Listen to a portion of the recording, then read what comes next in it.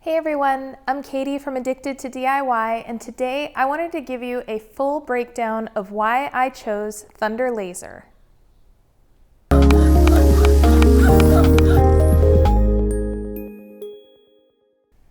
So I've had my laser for about 3 months now, and I've already shared with you videos on the unloading process and my setup process, but today what I wanted to do was kind of give you a breakdown of why I chose Thunder over any other brands. And I hope that when you're in the market for a laser and you're trying to decide, that this helps you make your decision.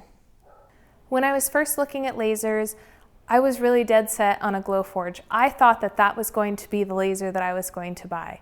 In fact, I almost hit the purchase button, and then I watched a few more videos. And it really opened my eyes to see that it wasn't going to be the one for me.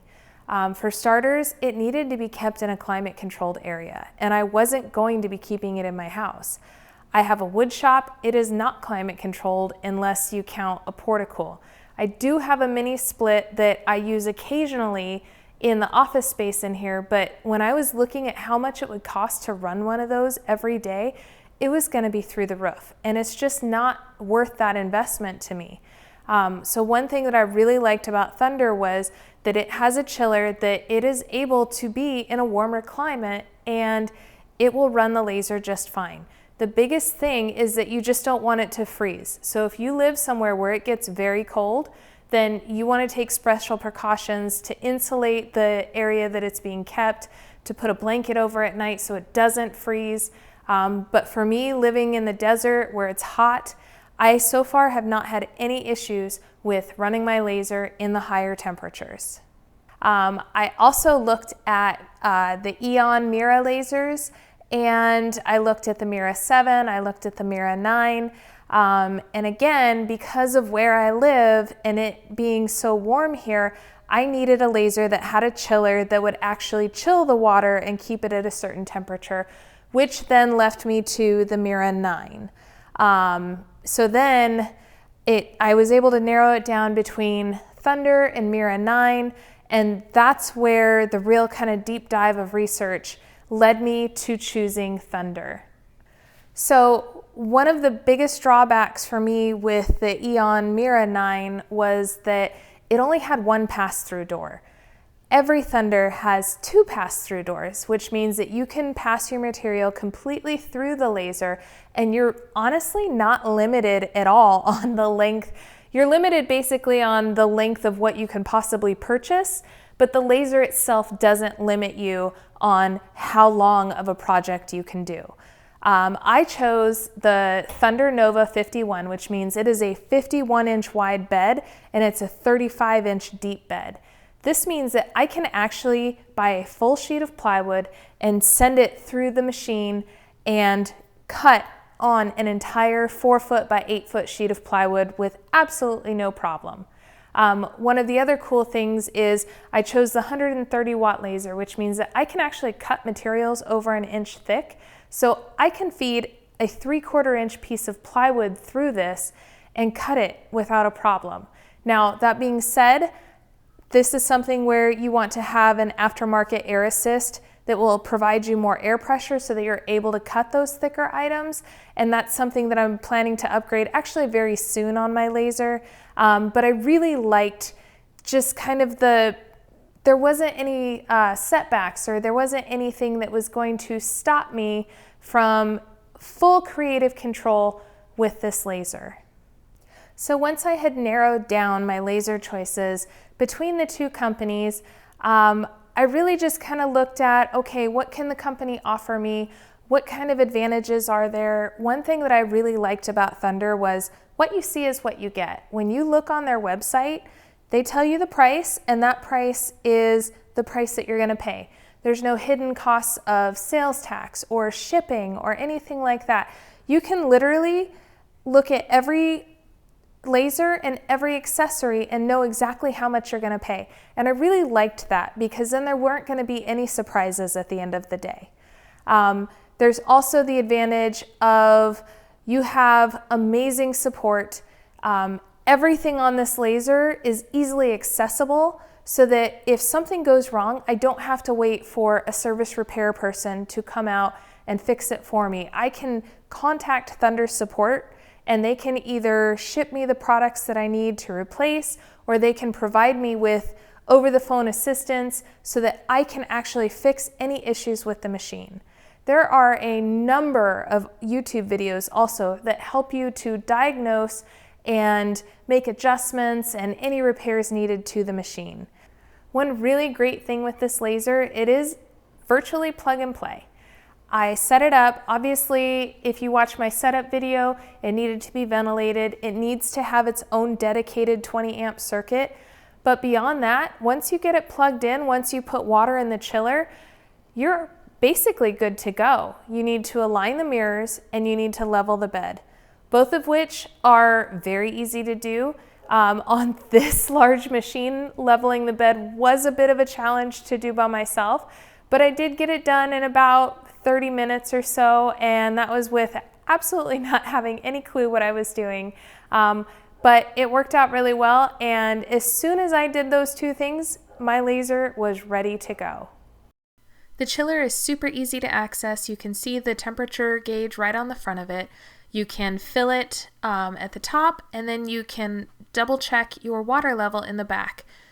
It doesn't have to be in a climate controlled area. You just really don't want to let it freeze or it will damage your laser and your tube. What I really love about the Air Assist on this laser is that you're able to control it basically mid-cut or mid-engrave. So if it's engraving and you're getting a little bit too much blowout of char, you can lower it. There are locking nuts on it, so that way once you have a setting that you really love for engraving, you can lock it down and know that it's not going to move around.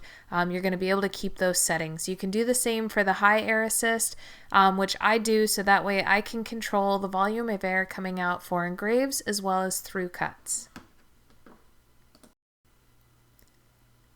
You can send files directly to the laser from Lightburn, which is amazing because it'll store them in there and you can scroll through some of your commonly used files and literally just use them directly from the laser, no computer needed. You can change the speed of how fast the laser head moves around, so that way if you want to really dial in where you're moving that laser head onto your material, you can slow it down and do so, and then you can quickly go back and change the speed again and get it back up to a higher speed to move it around the laser bed.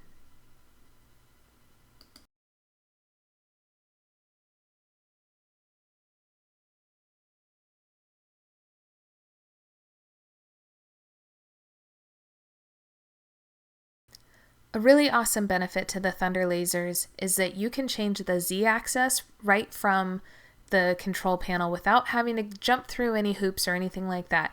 You just push the up or down button and it will raise or lower the bed. You don't have to press one button to select a feature, to select another feature, and then press buttons and hope that you got it right. You can see that there are infrared sensors on each side of the laser. This is used for the autofocus feature, so that way you don't crash the laser head when you're moving the Z-axis up and down. I personally don't use this feature, but I know a lot of people do and they love it. On the front of the laser, there is a large access door, and you open this to be able to remove your honeycomb tray for cleaning, or if you're doing a really large item that you need to set it just on the knives. So that's really neat. And then you can also pull out these drawers to clean the catch trays underneath the honeycomb bed. It is super easy. I actually just vacuumed mine out, so that's why they're clean right now.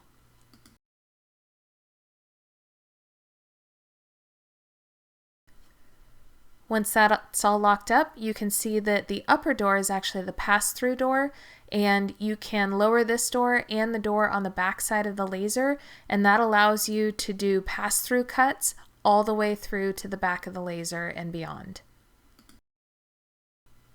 When it comes to maintaining the laser, you can see that all sides of it have openings so that you're able to access all of the parts of the laser should you need to do any regular routine maintenance such as cleaning, or if you need to replace any parts.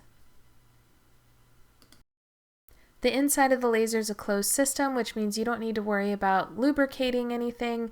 You really just need to worry about blowing it out over time to make sure that any residue that's in there, such as char or dust from engraves, is clear and free of the system.